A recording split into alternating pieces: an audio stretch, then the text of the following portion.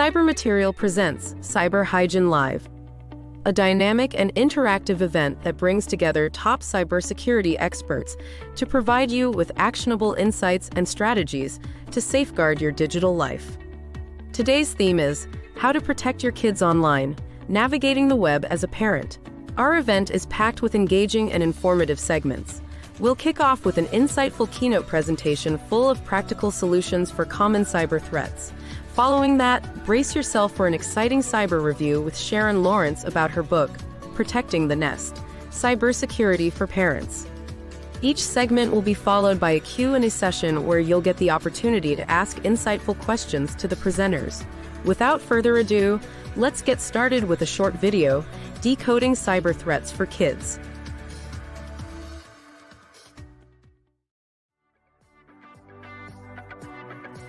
Safeguarding children online is of utmost importance. For today's youngsters, threats extend beyond the classroom. A staggering 72% of children worldwide have faced at least one cyber threat. From online harassment to exposure to inappropriate content, the array of risks is extensive.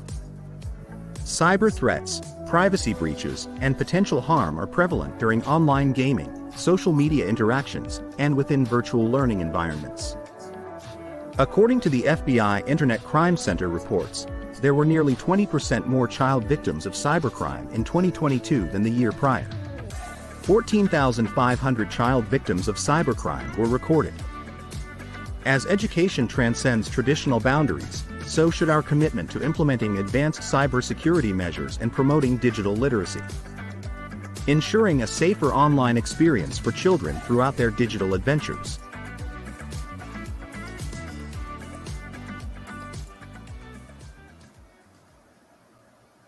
Welcome everybody to Cyber Hygiene Live. I'm Sophia, your host for today's event on how to protect your kids online. It's a pleasure to have each one of you joining us for this important discussion. Today we gather experts and valuable insights to guide us through the intricate of online safety for our kids. So for our next segment, we will have Mark Raphael. He's the CEO of 911 Cyber, and he will share some tips on how to protect your kids in the digital environment. But before, let's watch a quick video about 911 Cyber. What do you do when you get hacked? With law enforcement stretched thin, pursuing bigger targets. Your service provider's customer support bouncing you around like a ping-pong ball. And your IT friend avoiding your calls. You might feel stranded. Don't panic. Your ultimate cybersecurity lifeline has just landed. Introducing 911 Cyber, a league of top-notch cybersecurity first responders. Backed by cutting-edge AI. Primed to lead you step-by-step through the labyrinth of cyber threats. Get proactive and take charge now of your digital safety. Engage in real-time conversations with our cyberbot for instant solutions. Or connect with our experts who will help you regain control of your digital life. Visit 911cyber.app.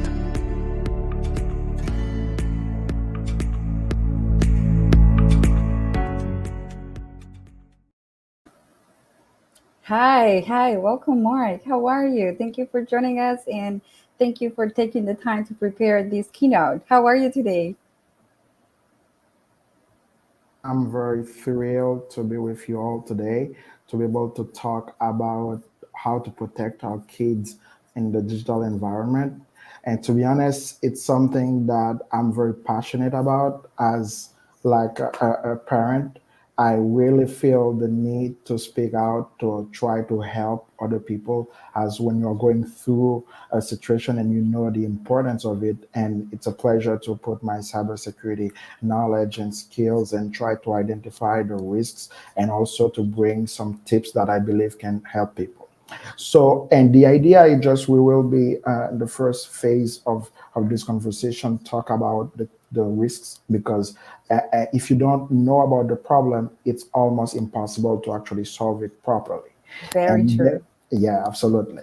So I don't know, and then later on we're gonna have go through the questions, right? Yeah, of Okay. course. Yes. And of course, we're going to open the floor for the audience so they can ask questions to Mark after his presentation. So get ready. He will be able to help you how to protect your kids. So let's get it started, Mark. So thank you again, and we want try not to bore you by death by PowerPoint, as they say, because the idea is not to actually bombard you with information that you can't retain, but to have like a highlight of what exactly is happening in the digital environment that is impacting negatively our kids online. And then, so after reviewing a little bit, like some of the top risks, we will discuss some solutions. We do have a slide where we can share a lot of tips regarding some specific social media and social platforms, and then we can actually share that with and the audience after the event. But the goal is to actually have like an honest and very straightforward discussion about what exactly is happening. And I can tell you, they actually, we identify our list of less than 10 major risks. And it's not like something that is happening only in 2024, but we have been taking note for the last 10 years, 15 years. And as our life is increasingly becoming digital, we are noticing more of those risks. So the first one, I think every parent knows, and they are always worried about their kids getting access to inappropriate content. So inappropriate content can be disinformation, hateful messages, harmful or illegal content. So we actually try to mark that as one of the top risks, because the internet has plenty of that. So that means wherever you go, you will find, and then it's pretty easy for a kid, an underage kid, to access all this content. So this is one of the top risks for kid online. But this preceded the internet. So remember, we had like the pornographic magazines and all those inappropriate books. But right now, the inappropriate content is of easy access, and any kid can actually get their hands on that, and at any time they get either through their phone, their tablet, or a computer. And then we get cyberbullying. Cyberbullying is almost always on the news, because bullying itself has been around for a long time, and cyberbullying is a modern form of bullying people remotely. And it's basically the electronic posting of mean-spirited messages about a person, often anonymously. So sometimes people hide behind the keyboard, behind their phone, and they are sending inappropriate messages, and they are trying to do harm to people psychologically with negative messages. So that's what cyberbullying is. And it's not only a thing that is affecting kids, or we can say that even adults have been suffering from cyberbullying. But the truth is, kids are way more vulnerable, because they sometimes don't know how to react. They hide themselves into the world, and the consequences can be catastrophic. And then you get cyber grooming, which is a silent killer, I would say, because it's out there. It is very negative, and we know it can have terrible consequences on somebody's life, but sometimes we don't know about it. Actually, it's even very hard to get statistics about cyber grooming, because not all the time people come forward to talk, to discuss about it, because sometimes it's like the bad guy on the other side. They are working on a kid, trying to lure them into doing bad things, or for sexual reasons or whatever reason. But and the kids, they don't usually know what's happening. It's when it's too late that we know. So it's pretty difficult, and it's one of the top problem we identified. And then, of course, like everything online, we have the risk of malware. We know that malware can be spread very easily through any computing device, phone, or a laptop, and then even smart TVs, and all those electronic IoT devices. So we know that it's a problem, but of course, it impacts the kids as well. So malware can be a problem. Cyber predators, which is kind of linked to cyber grooming, but predators may even not have the goal of grooming the kids to do something bad. They just go out and then do the things that we expect them not to do, like they try to actually damage the person psychological, emotionally, and also they can also try to steal from the kids, to get them to steal. We have seen some cases. We do even have something regarding Roblox, which is a very famous game, and kids are playing online, where people are luring them into stealing other people's currencies. So this is a very nefast, but it is happening. So a cyber predator is a person who search online for other people in order to use, control, or harm them in some way. So it is very real. And then you get like scams. Of course, we get regular scams, and we get a bunch of them happening all the time. So people calling me over the phone, and then so they do that to kids too. And we know that most parents right now give access to phones and other messaging devices to their kids very early, so they are also vulnerable to that, and they have less tools to know how to identify and how to not get into the trap. So scams are very common, and they impact kids as well. And then you get identity theft, which is one of the major consequence of all those cyber risks. So most of the time, hackers, they just go out and steal information of young kids. We have heard of cases where they were stealing data from hospitals regarding newborns, and then and try to complete that by getting their social security number later, and try to open a bank account or try to get credits. So imagine your kid before being even 18 and already get debt just because somebody stole their identity. This is something that has happened, and it keeps happening. So it's not like a minor thing, because you actually get a bunch of cyber criminals really doing that. That means they are dedicated to gathering people's data and building profiles and try to steal their identity. And then you get phishing, which is, of course, one of the top cyber risk for everybody. Phishing is when somebody's trying to send you an email, or sometimes it can be a text message, and they ask you to click on a link to either get your credentials, or to either download the malware on your computer or on your device. So this is very common, and of course, and kids, they got less ability to identify and to understand this is something bad, and we need to, and this is how I need to react. So this is one of the top problems as well.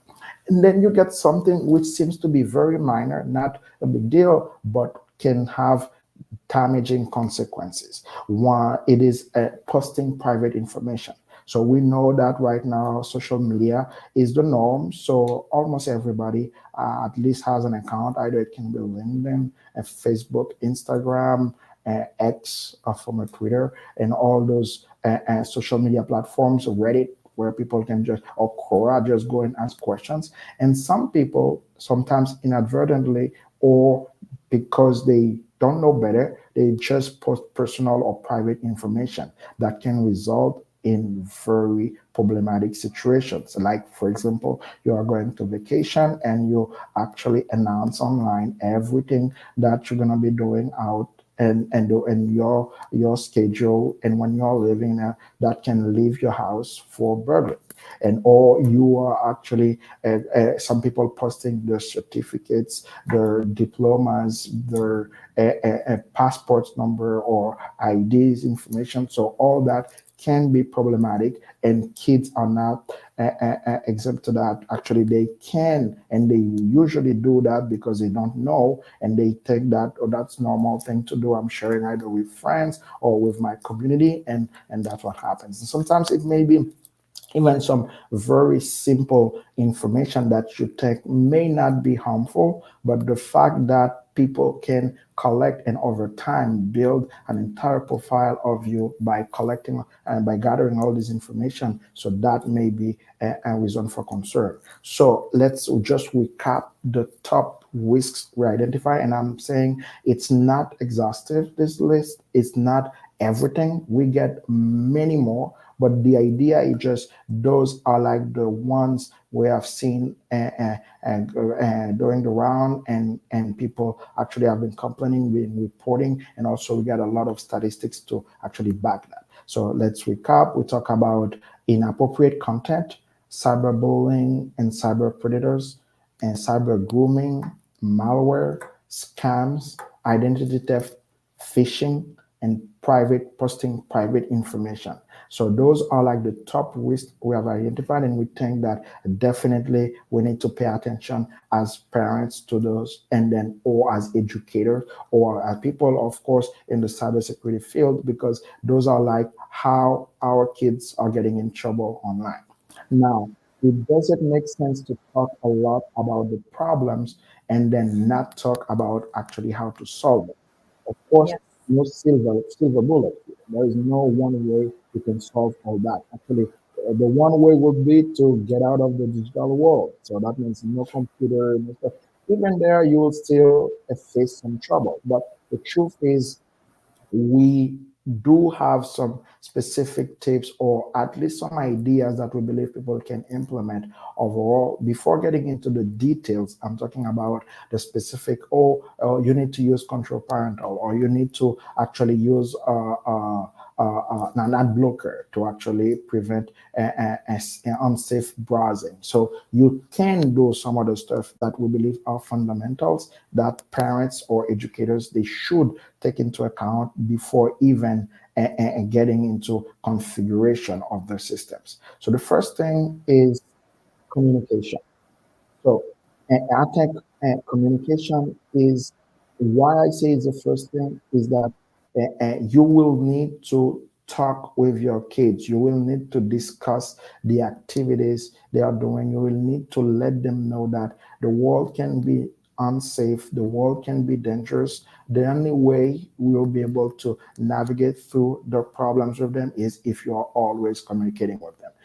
Actually, you will see that we insist on communications because this is maybe the number one thing lacking in most relationship in terms of parent and kids and children. We understand that sometimes we take it for granted. Or the kids, they know better than us and they can manage those devices. So we just let them go. We just let them do their things. So communication will be key. Now, before even talking about communication, it's like you need to be in a mindset where you know that I have to be involved in my kids' life. It's not only digital activities, it's not only cybersecurity, computer, and stuff like that. It's everything, right? But in this case, involvement means a lot. It means knowing what they are visiting online, what websites they are visiting online, knowing how much time they are spending. Right now, a lot of those devices, they get applications that can send information to you about the time spent on which activity. So parents, they should have visibility to those things because that can change everything. The fact that you can know, oh, my kids have spent 2 hours yesterday playing this specific game. If you don't even know about the game, you can do a little bit of research and figure out what can be harmful or dangerous playing this game. If there's nothing wrong with that, you may even want to limit the time they're playing because, of course, to prevent addiction or other stuff. But the idea is you should be involved on top of those things, and it's not something that a teacher at school or other people, that it's not a security company, or I'm talking about a provider of internet. Nobody else can do this job. It should be the parent. The parent should be or always trying to and know exactly what's going on. And then when your kids are with the computer alone, you may give them the freedom to do their thing without bothering them, but you should always know, maybe up front or even after the event, what was happening, because that can give you a clue about what may be problematic if there is something that is not going well. Because sometimes they won't step forward to actually talk to you, to tell you. They may not even know. So if you are monitoring what's happening, you may notice and perceive things that they don't know or they don't understand, and you can take action. So the involvement is key. Communication is number one thing, because everything we're saying here, if there is no good communication, it may not happen, because you may actually restrict as much as you can the computer or the device. You may, as much as you can, try to put rules, talk to them about stuff. But if they don't actually talk back to you to tell you a little bit, to get like an open line of communication, you may miss things. And I think communication is the number one thing we need to remember from this conversation. And then you get like the rules. So the rules, of course, it's always a problem when we talk about rules, because people talk about freedom restriction and other trouble that can come from that. Now, it's not always bad. Rules, sometimes it's just about putting certain limits to avoid the worst. Basically, in this case, we actually recommend the parents to establish clear rules for children to follow and warn about danger. So you need to kind of have like a setup where you inform them. If you see this thing, report it. If you notice this, report it. If you're having this type of conversation with somebody and you don't feel comfortable, or you don't know the person, talk to me about it. There is no consequence. It's not like I'm going to punish you, going to remove the computer, or I'm going to prevent you from accessing the internet. It's just like, yes, we talk about it. We can come to a solution if there's a problem, or just to let me know. So if something happened in the future, so I'm in the know and I can actually help you navigate the problem. So the idea is to define clear rules. It can go to the level of restricting certain websites, and then restricting entire networks and countries. Sometimes you can also block games and put a lot of different rules, but it you should think about, okay, we can go over the internet and do whatever you want, and on the all the time, whenever you want. It's a matter of having certain rules, the same way people behave when they're on the streets, when they're at school. So you should think about, there should be some rules when your kids are using the internet overall. So this is what it is about. And then we define what is appropriate, what is not appropriate, and you can explain why you don't recommend this, or why we block this, why you limit the time playing this game. Or because we do know now about the consequences, because we have had like some many years right now using the internet, and we know certain negative aspects of that. So definitely you can talk using data to actually explain and support your reasoning behind certain decision and certain rules. And then after that, and the education part, which is the word that will be all the time everywhere as a parent. It's like, with the goal, I think the main goal of a parent is to kind of help shape the personality, the character, and also and life of this young person that will become an adult sometimes, and be a positive person in society. Now, the main tool a parent has to actually do that is education.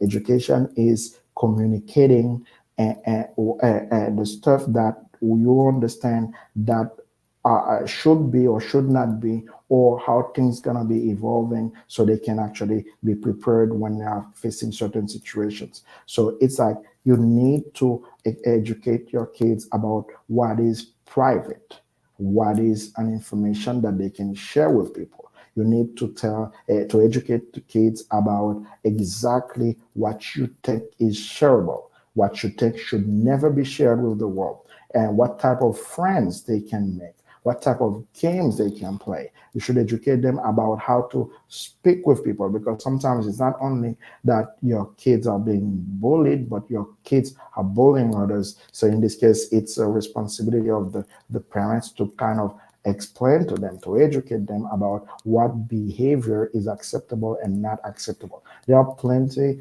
of literacy of documents about that, and then we definitely believe people shouldn't be worried about not knowing what to do, because there are books, there are videos, there are like presentations and all type of documents in multiple formats that people can use to educate themselves, so they can help the kids, the young kids. And then so things that are a little bit specific. So I think those are like the basics. People should do them either way. It's like you need to encourage your kids to never share the real names online. That's why we use this alias. We use aliases for almost everything, username and aliases. And then you never share the addresses, the physical address, because that's very dangerous. And then any type of PII, like their health condition and other stuff, that can be very negative if other people get their hands on this data.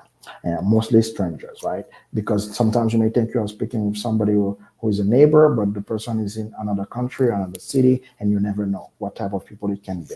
And we say that ensure you know who your kids are communicating with online, which is maybe the number one responsibility you get, because as long as they are speaking with somebody, so there is an exchange, there are risks, so you should know what type of people on the is on the other side, so you can measure the level of the risk and take actions depending on that.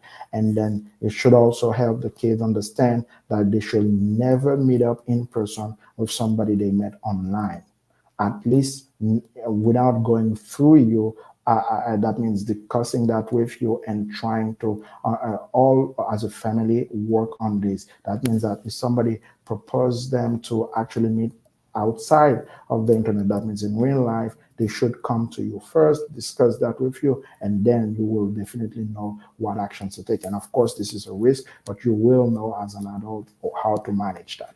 So overall, I will say those are like the main stuff that we recommend to actually kind of solve a little bit of these problems, but they are like specific things. As I said, we do have a PowerPoint or slides or document that we can share with some specific. That means use this type of browser, use this type of configuration on social media, and all the stuff that people can use to actually make their life or their children's life a little bit safer.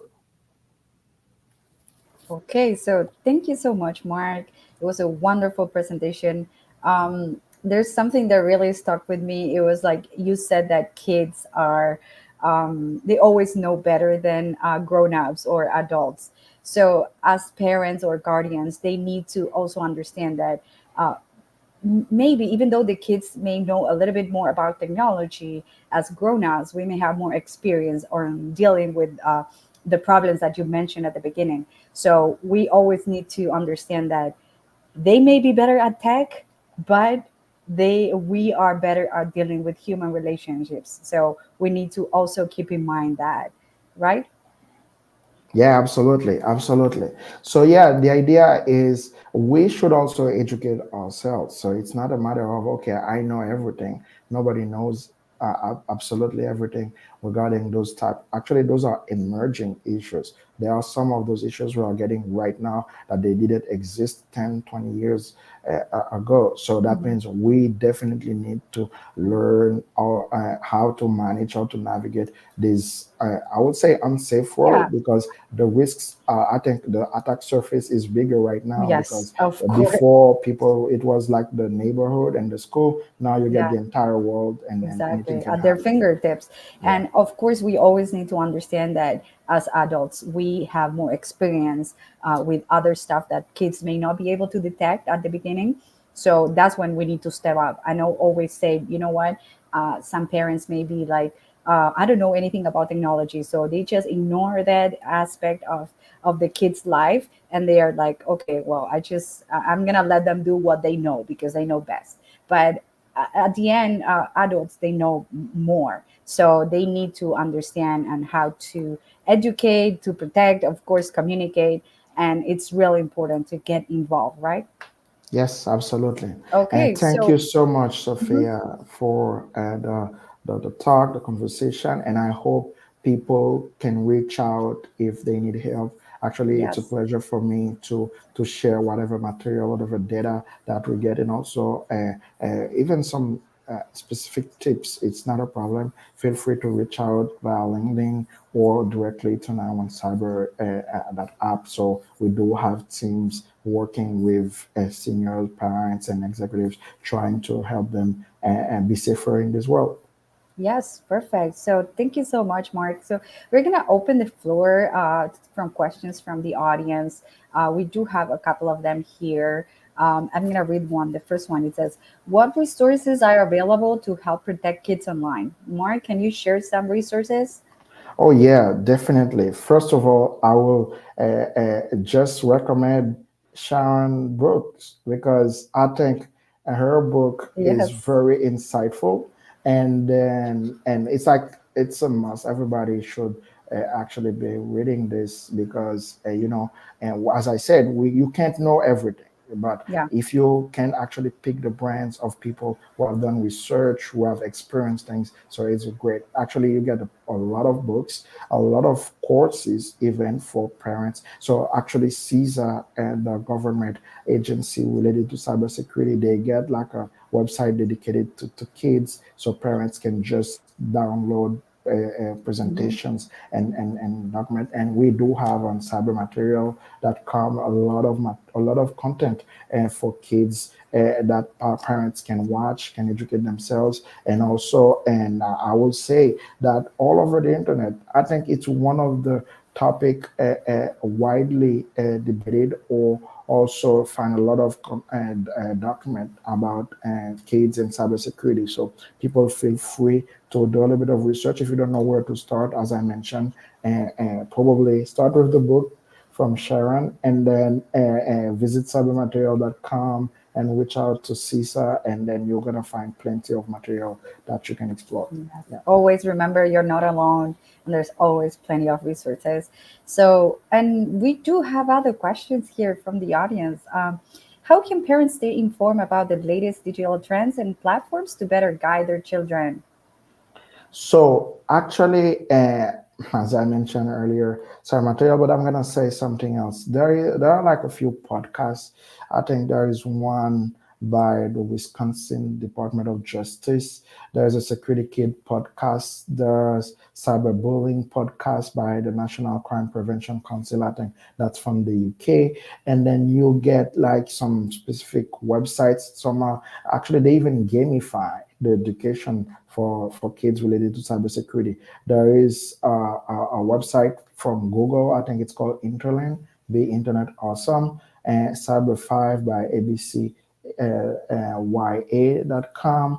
And then there are like documents. I mentioned the CISA website. Probably we can share it after the event, the specific link where people can actually go directly to stay on top of everything. And of course, as I mentioned earlier, we are always updating content about kids. And if you visit our IDOL LinkedIn page, and you will find plenty of information that you can use. Basically, you need to know what's happening, type of incidents happening around you, but also you will see like how other people are dealing with them. What are the solutions? Because we always try to pair solutions with the problems. And we have one last question. What should parents know about Children's Online Privacy Protection Act, the famous COPA?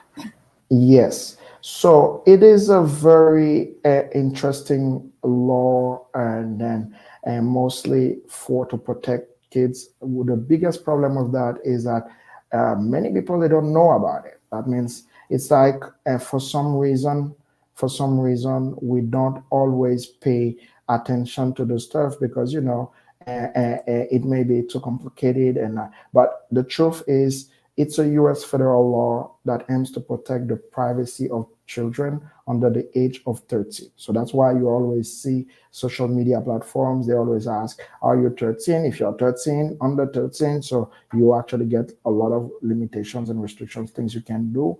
And then, so because of this law, and second, because there are a lot of protections they should put in place to protect the kids. So if a platform enables your kids to access their content or the system in general, and then your kids is underage, you need to know your rights. You do have rights as parents, so you actually sometimes if they violate this act, this law, you can take actions. And then you also need to make sure that if your kid is visiting a website this is complying to that. Otherwise, you can prevent your kids from accessing, because if they say this is completely for adults or people over the age of 13 and you let your kid use it, so it's mainly your responsibility.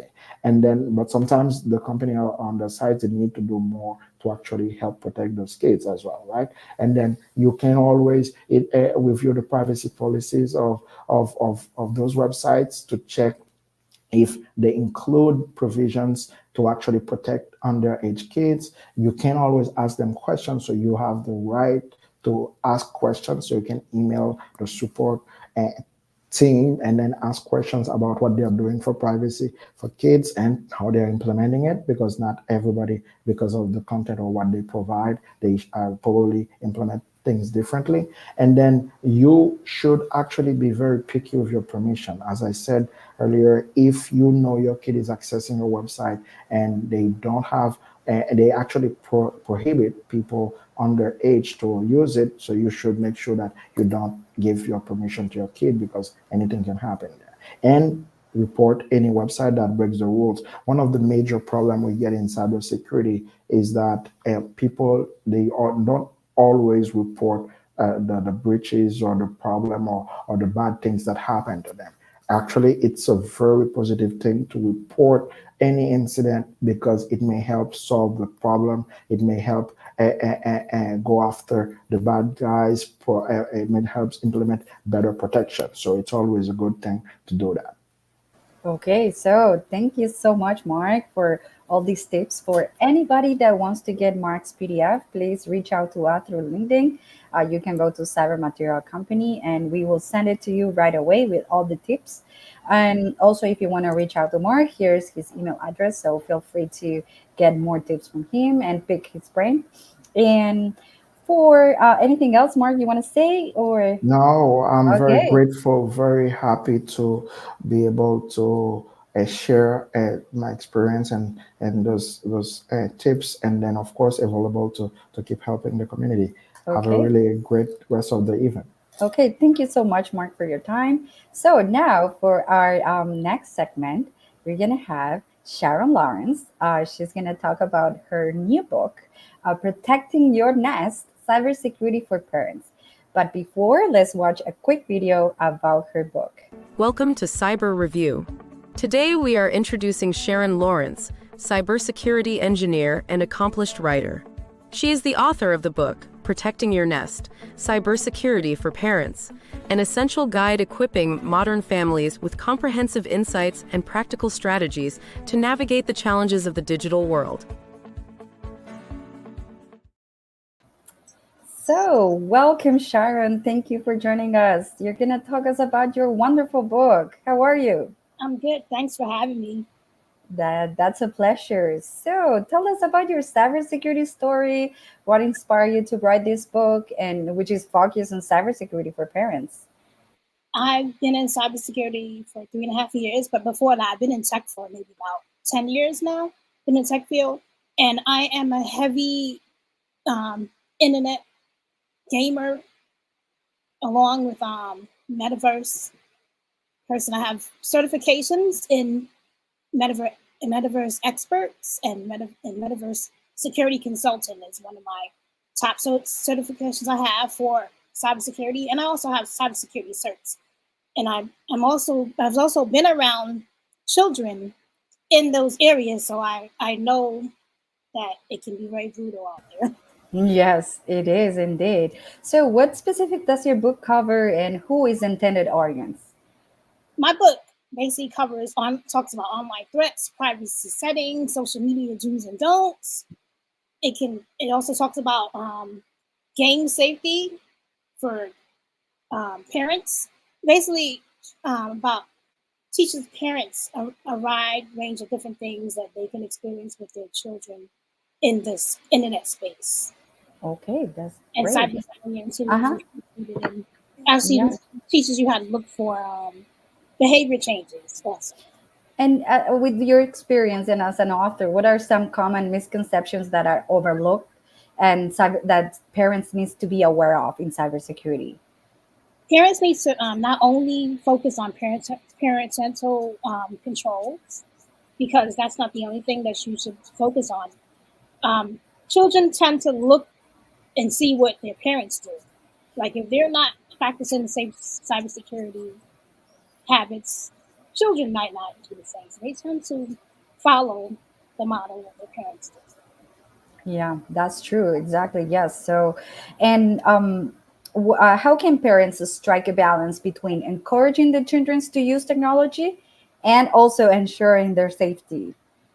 Actually, talk to them, have talking sessions, let them know, set boundaries on like what they can do online, establish internet guidelines will be a good thing for them, and make them understand the value of privacy. Okay. Yeah. And then you mentioned in your book about like to communicate effectively with them. So, what are some good online habits that they need to have from a very young age? Teach them about privacy and also passwords, making strong passwords. Those are like tips that you can teach them. Okay. And are there any emerging trends or technologies in cybersecurity that parents need to consider, like they're upcoming? You mentioned the metaverse. Like what else? There's a lot of things, like a lot of internet of things that are coming out now these days. So you have to protect those from cybersecurity threats. And because I'm a gamer and in the metaverse, like I see a lot of things and just happen in those games. Like a lot of cyberbullying is happening in those games. Like some of the games that people should watch out for that children hang out a lot in is like rec rooms. You know, the children can actually talk to people in the game, so you never know who they're talking to. It could be someone that they shouldn't be talking to, or it could be an adult that's trying to get information out of them. And they also have like cyberbullying games you should look out for. Like a lot of people say, don't let your children go on to Gorilla Tag. That's another one that can be a little Yeah, on the that's true. kids. Yeah, and also look out for like behavior changes. That Yeah, that's very true. That's why you need to get involved with your kid to see if yeah. they if there's something like different. And if you have to share one or two great tips for parents or guardians, what would you share with us?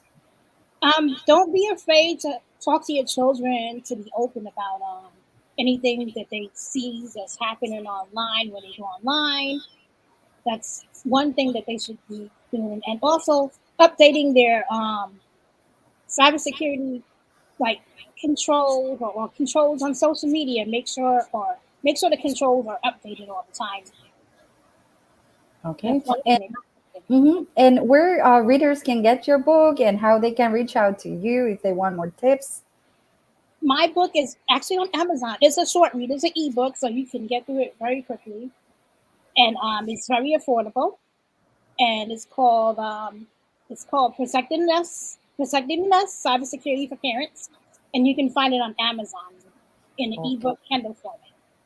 And you can perfect. follow me on LinkedIn. That's the best place where you can reach me, Sharon Lawrence. Okay. Okay, so let's everybody on the audience send a follow request to Sharon Lawrence so they can get her book. So thank you so much, Sharon. Now we're gonna take some questions from the audience. Let's see if we have some of them. Okay, okay, perfect. Here we have one. What is the number one thing a parent should do to protect their nest? Number one thing that they should do is educate their children on privacy and not to talk to strangers online, people they don't know. That's the number one thing. A lot of Okay, those games have the capability where you can chat with people. okay, perfect. Any other question? Let's see. We have another one. Uh, okay. It looks like there's no more questions here. But is there anything else you want to share with us, Sharon? Nothing else really. Just watch out for your kids and don't use these devices as a babysitter, because Yes. that's what we notice that's happening these days, especially in the metaverse. When we go into Horizon World, we see a lot of kids coming into adult places. Yeah, You know, that's great. Yeah, some parents they just drop the iPad and they just leave the kid there as a babysitter. Yeah, that's right. That's great. Okay, so thank you so much, Sharon, for your time. We wish you all the best with this new book, and thank you. thank you for the tips. Oh, you're welcome. Thanks for having me. Okay. So we just finished our event today to protect our kids online. I thank you everybody for joining us. We hope you had a wonderful time, and we look forward to seeing you at our next event. Don't forget to subscribe to our Cyber Briefing newsletter. It comes out every weekday from Monday to Friday at 10 a.m. Eastern Time, and we gather the latest alerts, incidents, and news so you can stay informed with all the new cybersecurity trends. So, thank you so much, everybody, and have a great day. Bye bye.